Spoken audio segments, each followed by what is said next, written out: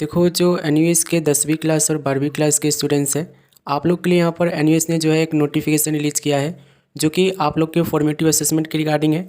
अब देखो, मैंने आपको बताया था कि एनयूएस में जो है आप लोग का जो प्रैक्टिकल एग्ज़ाम होता है वो 2 पार्ट में डिवाइडेड है। एक आप लोग का समेटिव असेसमेंट होता है, जो आप लोग का प्रैक्टिकल एग्ज़ाम होता है, जिसमें आप लोग फाइल देते हो, जिसमें आप वाइवा देते हो, जिसमें आप रिटन एग्ज़ाम देते हो, उसे हम समेटिव असेसमेंट कहते हैं। और फॉर्मेटिव असेसमेंट के बारे में मैंने आपको बताया था कि फॉर्मेटिव असेसमेंट जो है, जो आप लोग क्लासेस लेते हो, पीसीपी क्लासेस जो आप लोग की होती है प्रैक्टिकल एग्जाम से पहले 5 पीसीपी क्लासेस, वो जो होता है आप लोग का फॉर्मेटिव असेसमेंट के नाम से जाना जाता है। ठीक है, तो जो फॉर्मेटिव असेसमेंट आप लोग का एनयूएस में होता था उसके रिगार्डिंग ये नोटिफिकेशन आई है। और पहले जो आप लोग को एनयूएस की तरफ से फॉर्मेटिव असेसमेंट के जो मार्क्स आपको एनयूएस के टीचर देते थे, वो अब जो है उसमें रिवाइज किया गया है, रूल्स रेगुलेशन को यहाँ पे चेंज किया गया है कि फॉर्मेटिव असेसमेंट के मार्क्स को कैसे यहाँ पे मिलेगा। अब कैसे आप लोग को यहाँ पे अगर फॉर्मेटिव असेसमेंट आपका मिस हो जाता है तो उस केस में कैसे आप यहाँ पे अपीयर हो गए, ये सारी चीज़ें इस नोटिफिकेशन में बताई गई है। तो एक बार हम इसे डाउनलोड कर लेते हैं और अच्छे से समझ लेते हैं। अब देखो, यहाँ पर जो ये नोटिफिकेशन है ना, ये नोटिफिकेशन है आप लोग का इंग्लिश में। अगर आपको इंग्लिश में थोड़ी बहुत दिक्कत है, ठीक है, तो उस केस में आपको क्या करना है, इसका स्क्रीनशॉट ले लेना है, जैसे कि हमने स्क्रीनशॉट ले लिया। और आपको गूगल क्रोम ओपन करना है, जैसे कि हम गूगल क्रोम ओपन कर रहे हैं। और गूगल क्रोम में आपको सर्च करना है गूगल ट्रांसलेट। ठीक है, यहाँ पे ना आपको देखो, अभी जो है मोबाइल से हम कर रहे हैं, यहाँ पर आपको एक जो है ये कैमरा का आइकन मिलेगा, इस कैमरा के आइकन पर आपको क्लिक करना है। ठीक है, इससे होगा क्या कि देखो ये लोडिंग लेगा और आपको यहाँ पर ये कैमरा आपके सामने खोल के दे देगा। अब देखो, जो अभी आपने स्क्रीनशॉट लिया है, सिंपली आपको उसको यहाँ से सिलेक्ट कर लेना है। और ये सिलेक्ट कर लोगे तो यहाँ पर आपको एक ऑप्शन मिलेगा ट्रांसलेट का, ट्रांसलेट पर आपको क्लिक करना है। ये ट्रांसलेट हो जाएगा हिंदी में, देखोगे ये देखो हिंदी में हो चुका है पूरा ये। तो एक बार हम सारी चीज़ें समझ लेते हैं। 10 पॉइंट यहाँ पे दिया गया है। और अगर आपको देखो इंग्लिश में कोई दिक्कत होता है तो इस तरीके से आप हिंदी में इसे करके अच्छे से समझ सकते हो। तो देखो, पहला इन्होंने पॉइंट क्या बोला है, देखो पहला पॉइंट ये बोल रहे, फॉर्मेटिव असेसमेंट यानी कि एफए सत्र में उपस्थित होने की सुविधा प्रवेश अवधि के 5 वर्षों के दौरान प्रदान की जाएगी। देखो, जो आप लोग का फॉर्मेटिव असेसमेंट होता है वो आप लोग के 5 साल के अंदर अंदर होना होता है। ठीक है, जैसे कि आप लोग का जो फर्स्ट टाइम प्रैक्टिकल एग्जाम होता है उससे पहले ही आप लोग का फॉर्मेटिव असेसमेंट ले लेते हैं। ठीक है, फॉर्मेटिव असेसमेंट में देखो नॉर्मली क्या होता है ना कि आप लोग की जो रिकॉर्ड होती है, आप लोग जो क्लासेस लेते हो वो आपके टीचर नोट डाउन करते हैं और उसके अकॉर्डिंग आपको मार्क्स अलॉट करते हैं। ठीक है, तो फॉर्मेटिव असेसमेंट का क्या है कि एनवीएस में जब आप एडमिशन लोगे उसके 5 साल तक अपना फॉर्मेटिव असेसमेंट कभी भी दे सकते हो, ऐसा इन्होंने पहले लाइन में बोला है।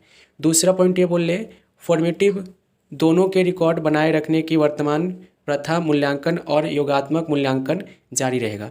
जो अभी करेंटली जो आप लोग का फॉर्मेटिव असेसमेंट हुआ है और समेटिव असेसमेंट जो हुआ है, उसकी जो अभी मतलब करेंटली जो मतलब रूल्स रेगुलेशन है वो ऐसा ही रहेगा, उसमें अभी कोई चेंज नहीं हुआ है।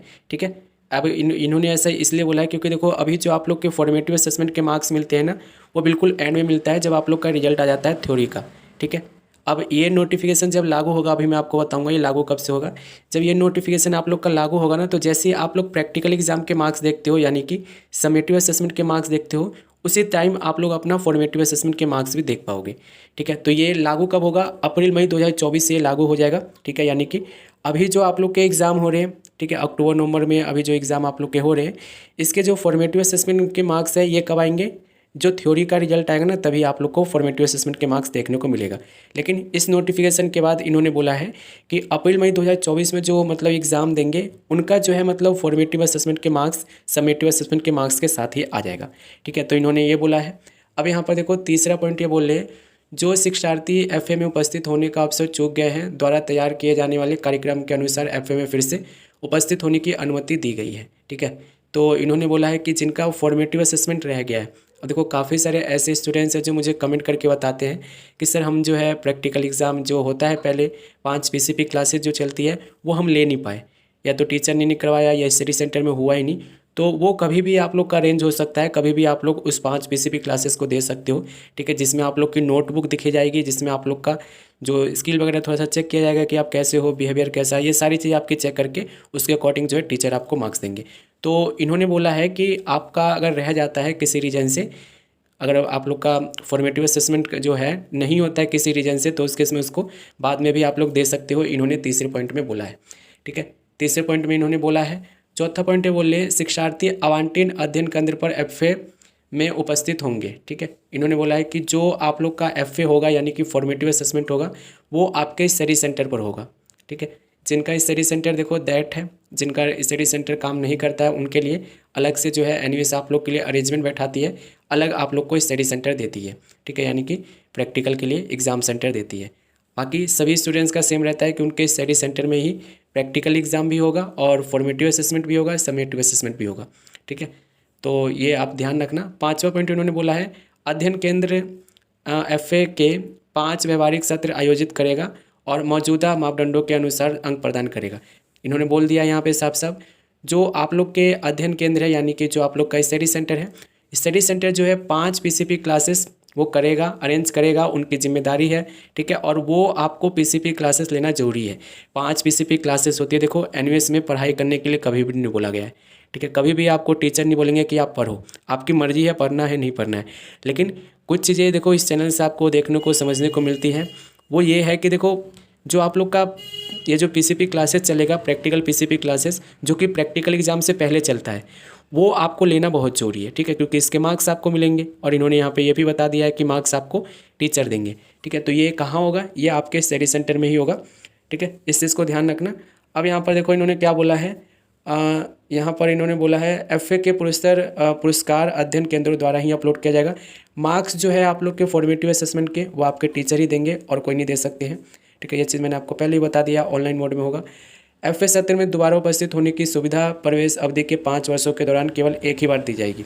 ठीक है, अब ये बहुत बड़ा इंपॉर्टेंट चीज़ है। जैसे कि देखो सपोज करो कि अगर आपका मतलब आपके स्टडी सेंटर के टीचर ने यहाँ पे फॉर्मेटिव असेसमेंट अगर उन्होंने कंडक्ट कर दिया है, ठीक है, यानी कि 5 जो PCP क्लासेस चलती है, प्रैक्टिकल PCP क्लासेस, अगर आपके स्टडी सेंटर वालों ने मतलब कि अरेंज कर दिया है, कंडक्ट कर दिया है और आप अगर नहीं दिए हो तो उस केस में आपको दोबारा से ऑप्शन नहीं मिलेगा।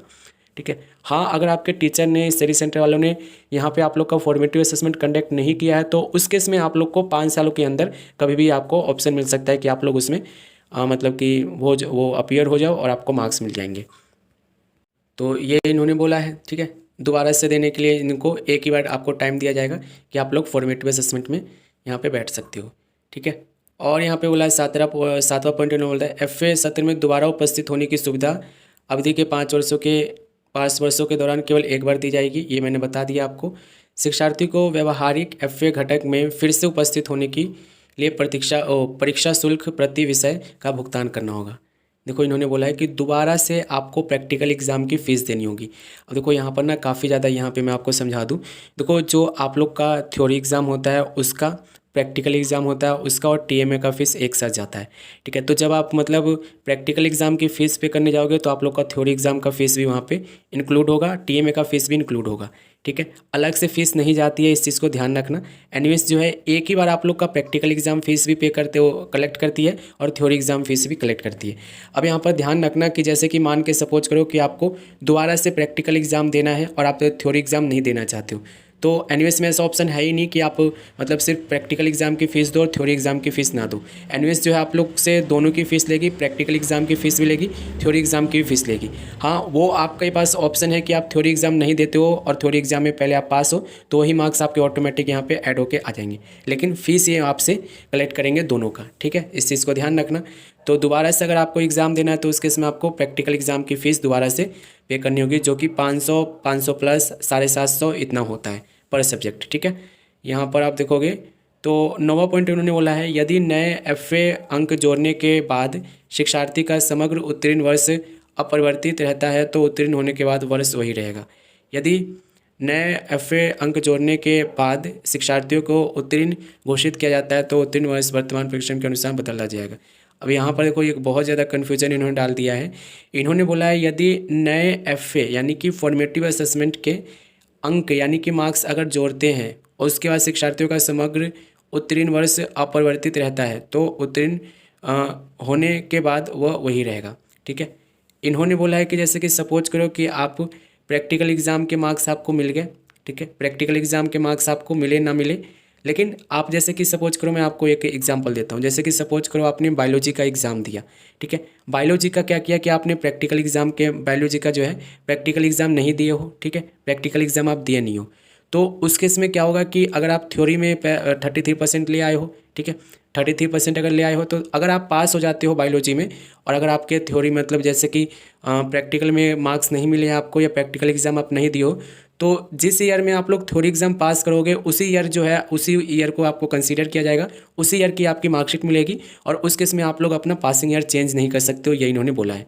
मेरे ख्याल से समझ गए होंगे, नहीं समझे हो तो एक बार कमेंट कर लेना, मैं आपको पर्सनली समझा दूंगा। ठीक है, दूसरा इन्होंने बोला है कि अगर मार्क्स आपके दोबारा से ऐड होते हैं, ठीक है, जैसे कि यदि नए एफ अंक ऐड होते हैं उसके बाद शिक्षार्थियों को उत्तीर्ण किया जाता है तो उत्तीर्ण वर्ष वर्तमान परीक्षा के अनुसार बदल दिया जाएगा। जैसे कि प्रैक्टिकल एग्जाम आप दोबारा से दिए, ठीक है, तो क्या हुआ, दोबारा से अंक जुड़ रहा है, ठीक है, दोबारा से अंक जुड़ रहा है, तो उस केस में क्या होगा कि उस केस में आप लोग अपना ये जो आप लोग का पासिंग ईयर होता है वो चेंज कर सकते हो। सिंपल समझो, देखो जैसे कि 10वीं क्लास के स्टूडेंट जो होते हैं उनकी पासिंग ईयर के पासिंग क्राइटेरिया क्या है, 33% चाहिए कैसे भी, चाहे आप थ्योरी में लाओ चाहे आप प्रैक्टिकल में लाओ। सपोज करो कि आपके पास मतलब कि कोई ऐसा सब्जेक्ट है जैसे कि साइंस 10वीं क्लास में नॉर्मली स्टूडेंट्स लेते हैं, साइंस आपके पास 10वीं क्लास में है, ठीक है, 10वीं क्लास में सपोज करो कि आपने थ्योरी में 33% लिया है, ठीक है, साइंस में, और आपने प्रैक्टिकल एग्जाम में 0 लाए हो, तो साइंस में आप पास माने जाओगे, ठीक है।